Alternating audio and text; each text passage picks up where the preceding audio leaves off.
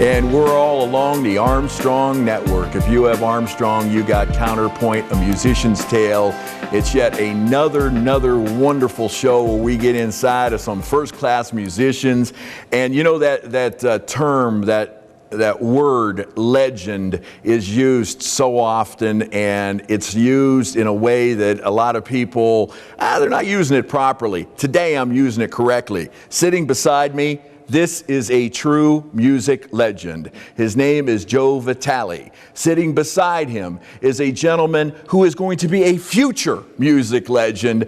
His son, Joe Vitale Jr. We welcome you both to Counterpoint. Thank you. Thank you. And you know, let's just start real quick here. Joe Jr., you're making a name for yourself. We'll get into your dad's, track record here in a little bit. This resume speaks for itself. It's quite sick. But you're making quite a name for yourself. You have a couple of CDs out. Yeah, I have one primary record out, and I have a couple singles, and I also have a remix record based on the first album. And I'm presently in the studio back working on a couple new records at the moment. So keeping very busy with all that. Well, let's play something off your new record to start the show off with. Sure. What is something that you would like to educate the public to your music? Well, this is a song called "It's Not Me, It's You." It's off of my Dancing with Shadows record. Basically, this song is kind of poking fun at when relationships break up. Essentially, like it's always that same phrase, "I'm sorry, honey, it's not you, it's me." But the truth of that statement always has been, it's not me, it's you. So, and they were able to get your CD on all the usual places? The main place to get it, you get through my website, which is joevitalijr.com, or if you go to CD Baby, it's on there right now, and also iTunes and all the other fun Greg, places. our great producer, I know right now he's doing this thing, and it'll show up right about here. Great. Okay, so play your track for us.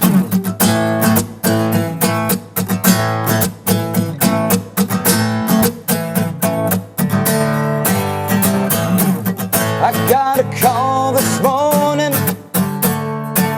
My friend was so depressed. His girl was driving him crazy by hitting on all of his friends. She likes to dance all the guys, party shots with all the men. I think it's safe to say now, you gotta tell that girl this is the end. Go on and tell her it's not me, it's you. And all the things you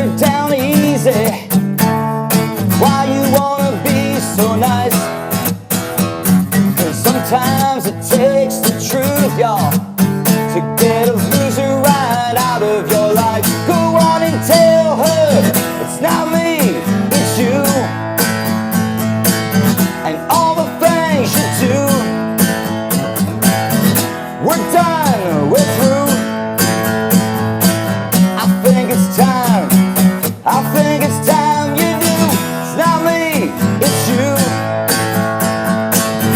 And all the things you do. We're done, we're through. I think it's time you knew. Nice. Very nice, man. Thank you Very much. nice. That's a great song. I remember my first question, I mean, the first time I was asked to be in a rock and roll band, because we in the book we talk about my dad's band, which, you know, it was a polka band, and I was like playing with these old guys, and like, you know, and these rock and roll guys approached me, and I was like, yeah, let's This do is that. what I want to do. I don't want to play polkas. So, you know, but the first guys that approached me, the leader of the band's brother was a drummer. So, but they didn't have a bass player.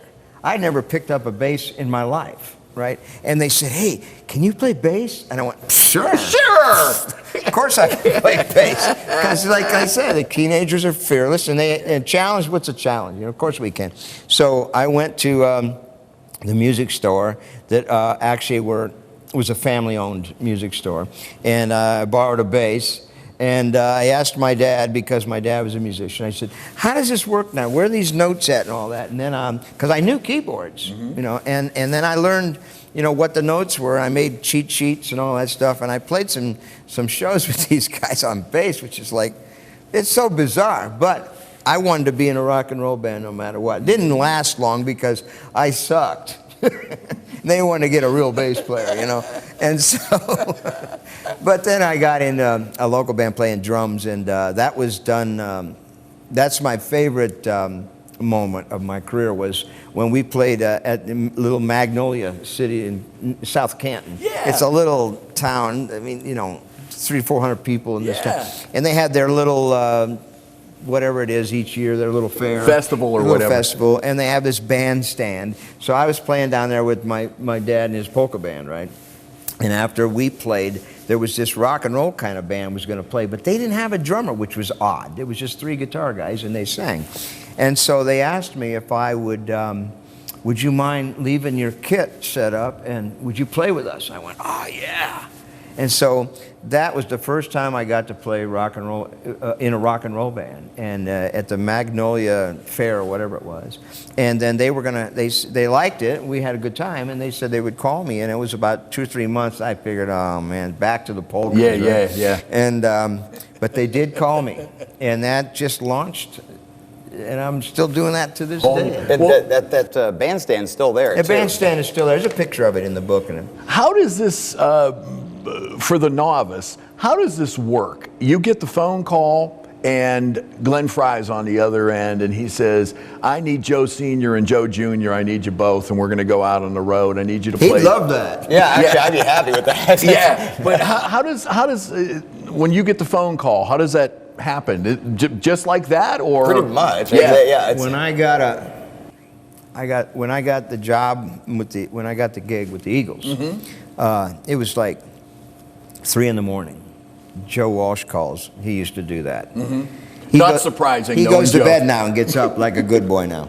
But he called me at 3 in the morning. He says, "Hey, you're going to be in the Eagles." I went, "Joe, it's 3 in the morning. I don't have time Leave me alone." He goes, "No, you're going to be in the Eagles." I went, "Oh, goodbye." And so 3 in the morning, right? Because my wife used to answer the phone. She'd go, "It's Joe." It's like 3, 4 in the morning, because, you know, he's in West Coast time. He knows where I live. Yeah. He knows it's East Coast time. Anyway, so I hung up the phone. The phone rings again. "Joe, I'm serious. You're going to be in the Eagles." I went, "Listen, if I'm going to be in the Eagles, then have Don Henley call me. Then I'll know I'm in the Eagles, right? Leave me alone. It's 3 in the morning." So I hung up the phone. And about 10 minutes later, the phone rings. I went, "Oh, man." And I picked up. I went, "What?" And he goes, "Hey, Joe, it's Don Henley." Oh, man. I went, "Uh-oh." I went, This is for real. What is it, Don? "Hi, Don." "No, I wasn't sleeping." You know, and then he hired me. But I guess that's how it happened. I don't know how. Yeah. You know, you can try so many things, Yeah. and they work. And then you can try nothing, and that works sometimes. I don't know. I don't have any answers to that. I think you know, a lot of kids, a lot of young people ask me advice. You know, we're in the music business, we're just starting out. What should we do? I don't know. Here's what I do know: master that. You know, sing, play, write, be good, and then go out and look. But you know, you have to be able to do that before you even want that phone call.